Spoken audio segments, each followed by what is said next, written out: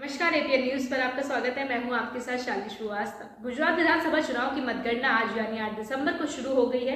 यहां सबसे पहले पोस्टल बैलेट की गिनती चल रही है। काउंटिंग शुरू होने के बाद जो रुझान है वो बीजेपी की तरफ साफ दिखाई दे रहा है। गुजरात की 33 जिलों की 182 विधानसभा सीटों के जो नतीजे आने के बाद साफ हो जाएगा कि सत्ता की चाबी किसके हाथ में है। इस बार कांग्रेस के अलावा आम आदमी पार्टी ने भी गुजरात में जीत के लिए दांव खेला है। ऐसे में अब कुछ ही देर में साफ हो जाएगा कि पुराने इतिहास को दोहराने में क्या बीजेपी कामयाब रहेगी या फिर कांग्रेस या आम आदमी पार्टी कुर्सी अपने नाम करने में आगे रहेगी। बता दें कि गुजरात में 2 चरणों में चुनाव हुआ था।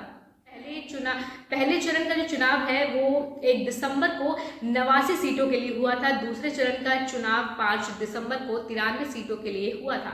बता दें कि गुजरात में 182 सीटों में 13 सीटें अनुसूचित जाति और 27 जनजाति के लिए आरक्षित है। 182 सीटों के लिए मतगणना जारी है, जिसमें बीजेपी साफ आगे चल रही है।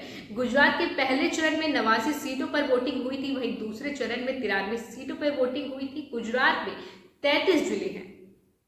पहले चरण में सौराष्ट्र कक्ष और राज्य के दक्षिणी हिस्सों के 19 जिलों की 89 सीटों पर वोटिंग हुई थी। करीब 63.31% मतदान हुआ था। पहले चरण में बीजेपी, आप और कांग्रेस पार्टी के अलावा 36 अन्य राजनीतिक दलों ने अपने उम्मीदवार मैदान में उतारे थे।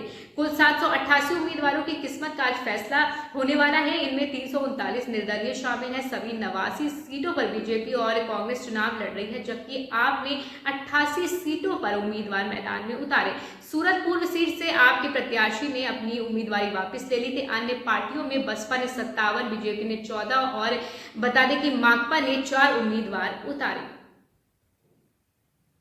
तो गुजरात में बीजेपी आगे चल रही है और जो रुझान जिस तरीके से आ रहे हैं उसके साफ देखा जा सकता है कि बीजेपी का पलड़ा भारी है। और इसके अलावा आपको बता दें कि आम आदमी पार्टी और कांग्रेस ने भी इस बार दांव खेले अपने गुजरात चुनाव में, लेकिन 27 सालों से बीजेपी की जो पकड़ है, जो शासन है, वो गुजरात में रहा है। तो अब इस बार देखना होगा कि क्या गुजरात में फिर से बीजेपी की वापसी हो पाती है या नहीं। इसका फैसला आज हो जाएगा। तो चुनावी अपडेट के लिए और बने रहिए आप एपीएन न्यूज के साथ। मुझे दीजिए इजाजत। नमस्कार।